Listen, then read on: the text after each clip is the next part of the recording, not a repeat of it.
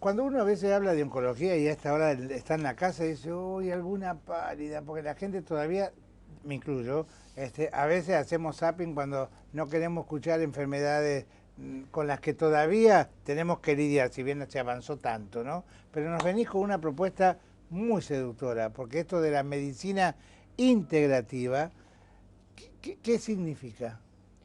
La medicina integrativa, o sea, significa cambiar un poco el concepto de que el cáncer es una enfermedad que no tiene vuelta. Ujú. Y sí tiene vueltas, que es la que tenemos que tratar de buscar. Y significa eso, integrar a los conocimientos de nuestra cultura convencional médica occidental otras cosas que tienen que ver en general con culturas diferentes, sobre todo culturas orientales, Ujú. que no, ojo, no deja esta medicina integrativa de ninguna manera, y esto tiene que quedar claro de entrada, de ninguna manera significa dejar de lado todos los adelantos que la medicina occidental Convencional. tiene, es Ujú. decir, tomografía computada, resonancia Todo. magnética, todas las, en lo nuestro, todas las quimioterapias, todo lo que significa investigación, sí, absolutamente sirve. Pero hay que humanizarla.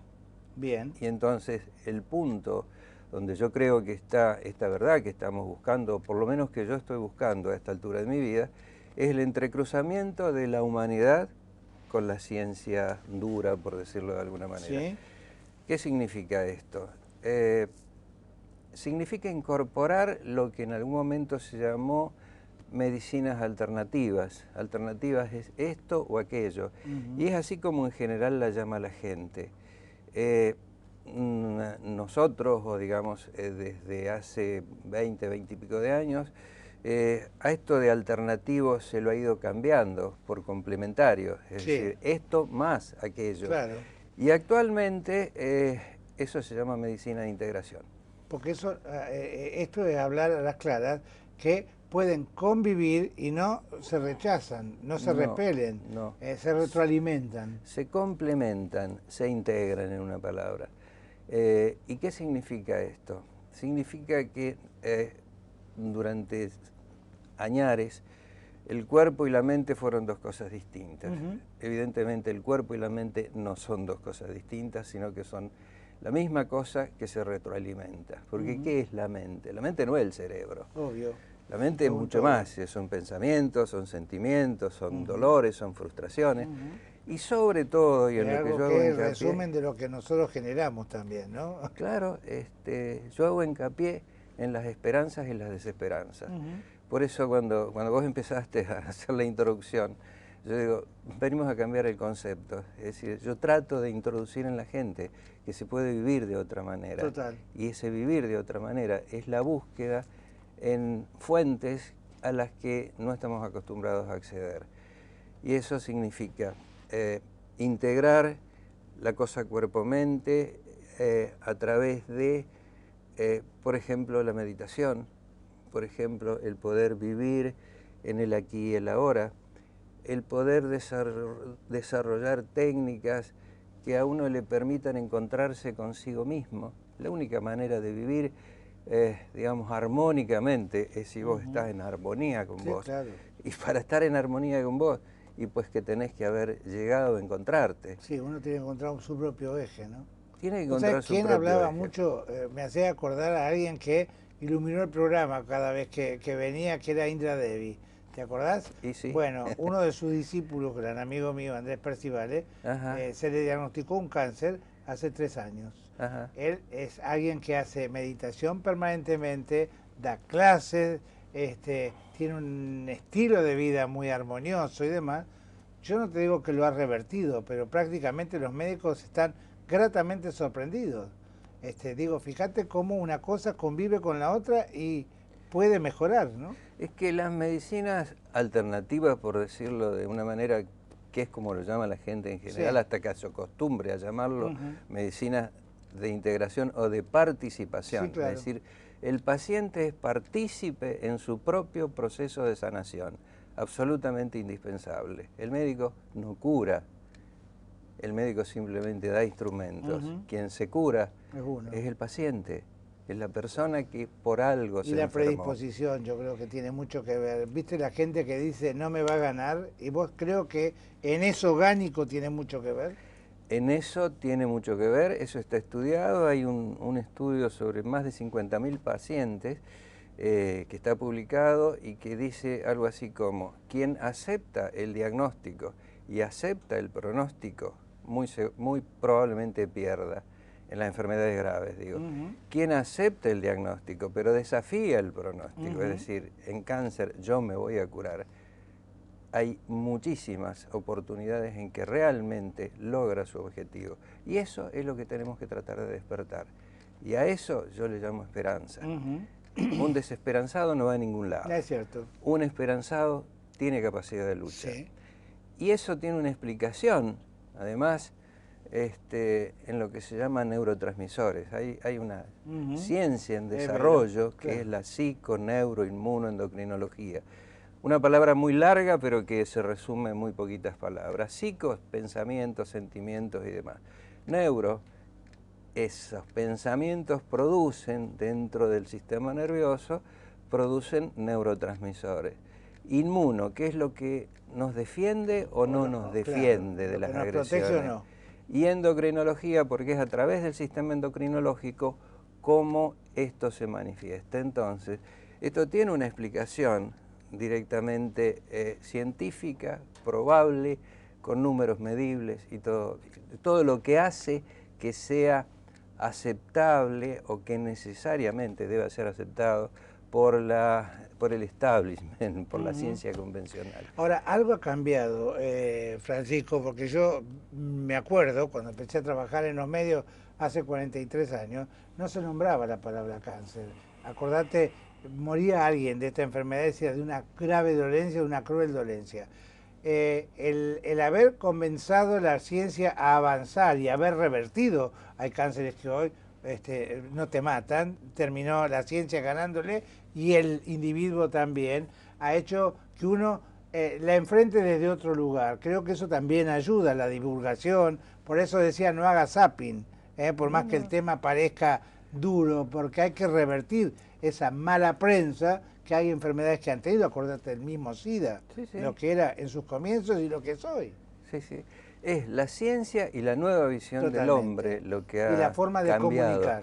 Y la forma de comunicar. Es decir, digamos, no hay medicina sin una comunicación correcta. Es decir, el médico que no funciona como un espejo de su paciente, es decir, el paciente puede espejarse en el médico, realmente no está cumpliendo la función de lo que yo a esta altura de mi vida, que digo es diferente de los 40 años, tengo que hacer conocer que existe. Es lo que yo siento como mi deber, hacer conocer que hay una manera distinta de hacer medicina y que esa manera distinta es la que despierta de alguna manera la resiliencia.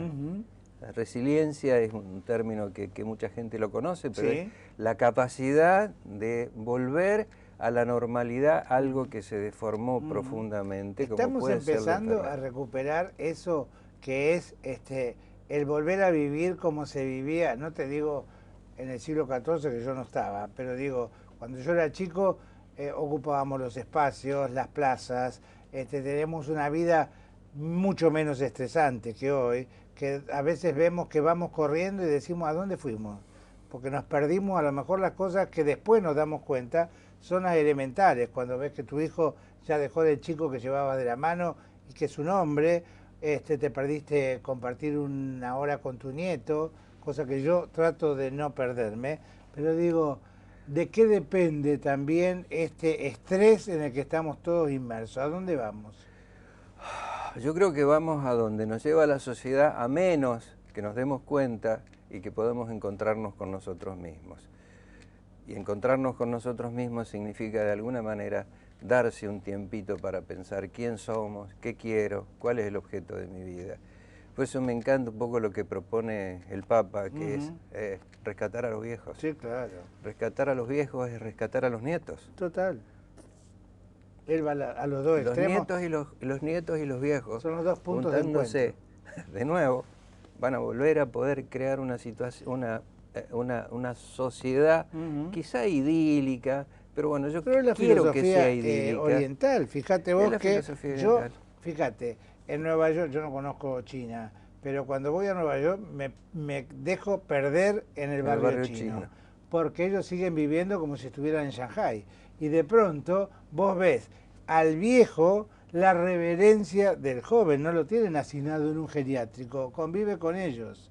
Y me trato de perder, digo, porque me meto desde un funeral, me trato de perder para ver cómo comen, qué comen, ese pato laqueado que por ahí te impresiona. Digo, por algo es una sociedad que ha podido traspasar miles de años con una conducta muy particular. Viste que el viejo es escuchado, el chico es tenido en cuenta. Digo, tontos no deben ser, han mantenido toda una costumbre a través del Han tiempo, traspasado ¿no? milenios que ¿Qué te todavía nuestro parece? occidente no tiene. Te Exactamente. cuento una anécdota para contarte un poco cuál es la búsqueda que yo Ajá. estoy.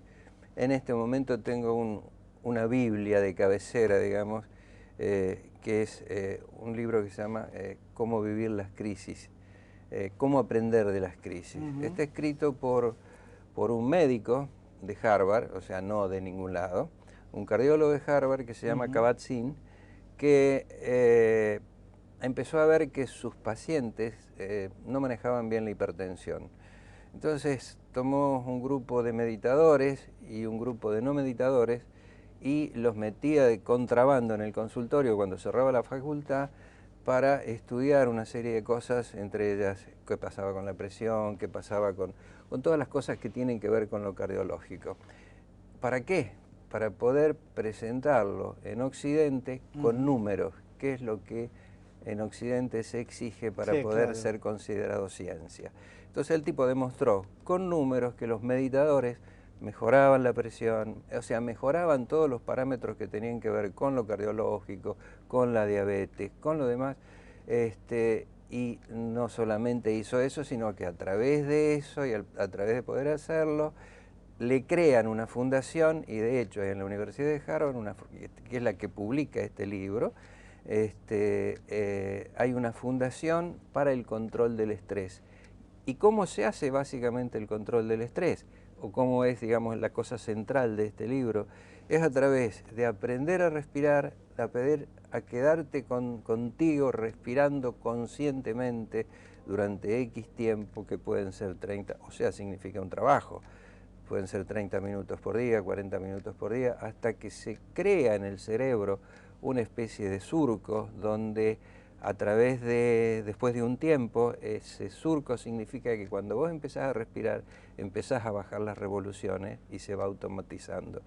Él dice, hay que tener paciencia, hay que tener consecuencias, hay que tener conciencia de esto, pero da unos resultados que realmente yo los estoy viendo hace un Ahora, lo tiempo largo, estoy preocupante es que me trabajando. dijiste que este libro no se consigue acá, vas a tener que ingeniártela para o traducirlo y publicarlo acá y hacer Bueno, yo que haya acceso, ¿no? Porque Yo- la gente después de esta nota va a empezar a querer ir a las librerías y ver quién tiene el libro, que sí está agotado. Sí, hace un tiempo que no lo busco acá, Ajá. pero bueno, la última anécdota fue que, bueno, yo estuve a visitar a un amigo en Barcelona y en Barcelona lo busqué en todas las librerías, no lo encontré y terminé yendo a la editorial que está en Barcelona, Sí.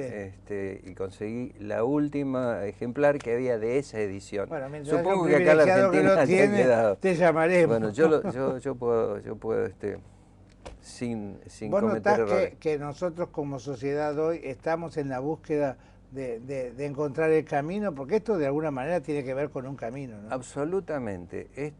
¿Quién me llevó a mí a hacer esto? La gente. Ujú. Porque si vos ves que un 60 o entre un 60 y un 80% de las personas que vienen a mí, estoy hablando de mi experiencia Sí. personal, en cuanto yo les abro la puerta de poder hablar de una cosa distinta, me dicen, sí, yo estoy haciendo, pero no quería contárselo porque tengo miedo. Tenía miedo que usted reaccionara mal. Entonces, sí, la gente lo necesita. Quizá nuestra profesión que no nos haya preparado para esta apertura. Entonces, algunos tenemos que contarle a la gente que esta apertura debe ¿No te darse. miran mal tus colegas, los ortodoxos, digo? Yo estoy más allá del bien y del mal ya.